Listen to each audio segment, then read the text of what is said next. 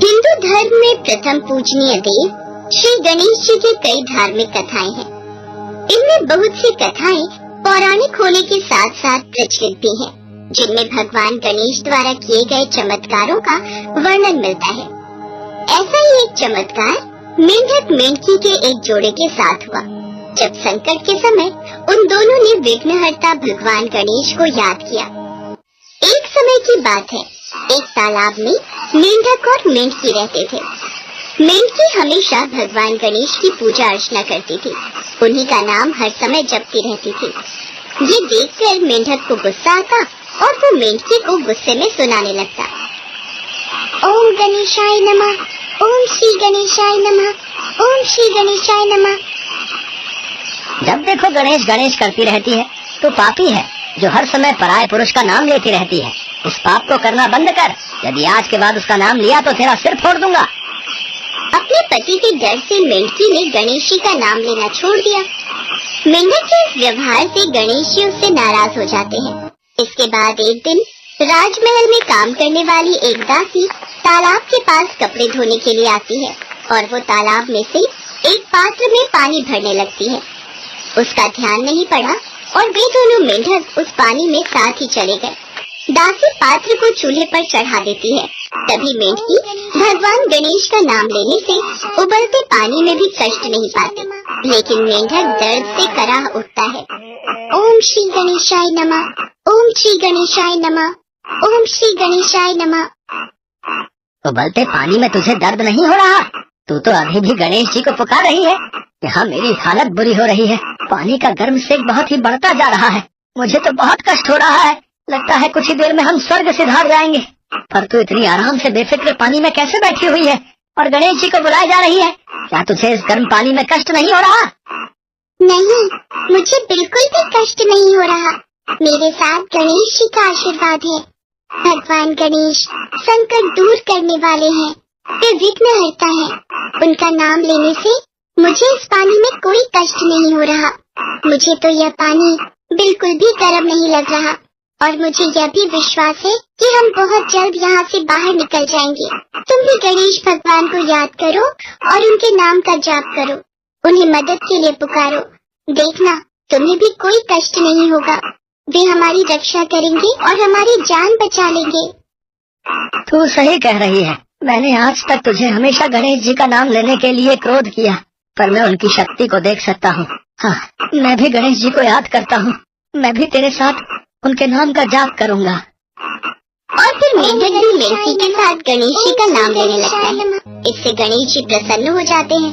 कुछ देर में ये दो सांड लड़ते हुए वहाँ पहुँचते हैं और चूल्हे पर चढ़े पानी के पात्र को गिरा देते हैं, जिससे मेंढक व मेंढकी दोनों उस संकट से मुक्त होकर वापस तालाब में चले जाते हैं। देखा, मैंने कहा था ना, गणेश जी के नाम में बहुत शक्ति है। जो कोई भी भक्त संकट के समय उन्हें पुकारता है तो वो मदद के लिए जरूर आते हैं। इसीलिए हमें हर समय भगवान गणेश के नाम का जाप करते रहना चाहिए, ताकि हमारे ऊपर कोई संकट आने से पहले ही टल जाए और हमारे ऊपर भगवान गणेश का आशीर्वाद बना रहे। तू ठीक कह रही है भाग्यवान। मैं ही गलत था जो तुझे उनका नाम लेने से रोका। अब मैं वादा करता हूँ, मैं भी तेरे साथ भगवान गणेश के नाम का जाप किया करूँगा। ओम श्री गणेशाय नमः। ओम श्री गणेशाय नमः। मेंढक और मेंढकी दोनों की जान बच गई। दोनों बहुत खुश थे। दोनों भगवान गणेश को धन्यवाद कहते हैं। उस दिन से मेंढक भी मेंढकी के साथ भगवान गणेश की पूजा अर्चना करने लगा। ये सत्य है, भगवान गणेश को विघ्नहर्ता इसीलिए कहा जाता है क्योंकि वो सभी विघ्नों को दूर करने वाले हैं। भगवान गणेश प्रथम पूजनीय होने के साथ साथ सभी विघ्नों को दूर करते हैं। प्रत्येक शुभ और मंगल कार्य प्रारंभ करने से पूर्व यदि भगवान गणेश को सर्वप्रथम याद किया जाए और उनका प्रथम पूजन किया जाए तो उनकी कृपा और आशीर्वाद से शुभ कार्य बिना किसी विघ्न के संपूर्ण होते हैं। साथ ही भक्त के जीवन में सभी सुखों का वास होता है।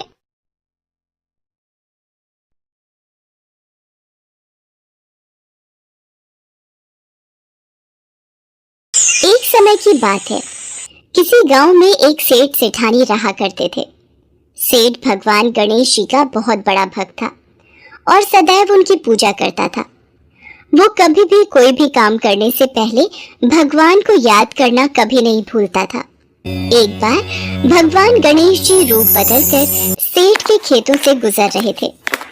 बहुत भूख लगी है, कुछ खा लेता हूँ।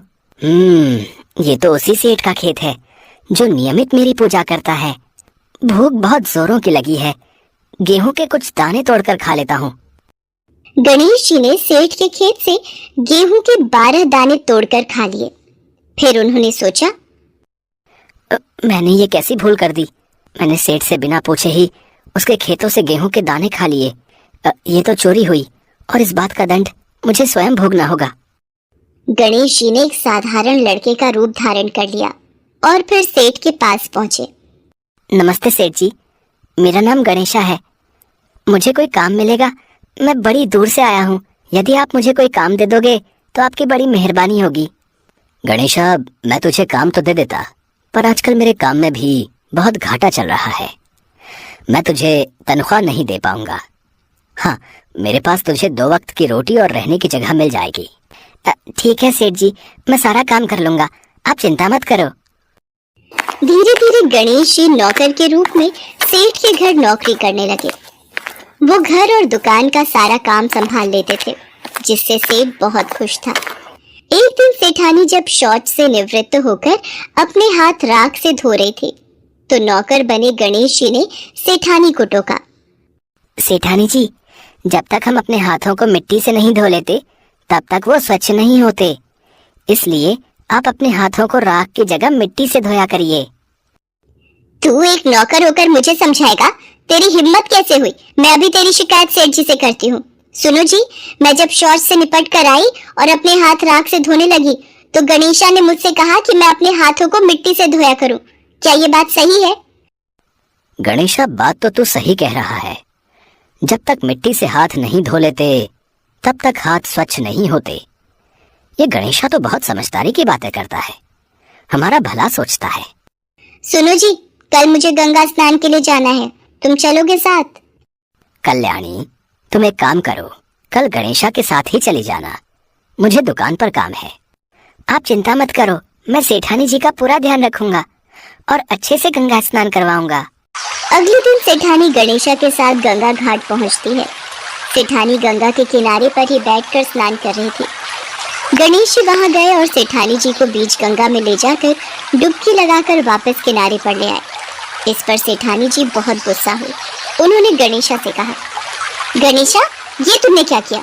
मैं किनारे पर बैठकर ही स्नान करना चाहती थी, मुझे डुबकी नहीं लगानी थी। सेठानी जी, जब तक गंगा स्नान में गंगा जी में डुबकी ना लगाई जाए तब तक मोक्ष की प्राप्ति नहीं होती। गंगा स्नान तो डुबकी लगाकर ही पूर्ण होता है।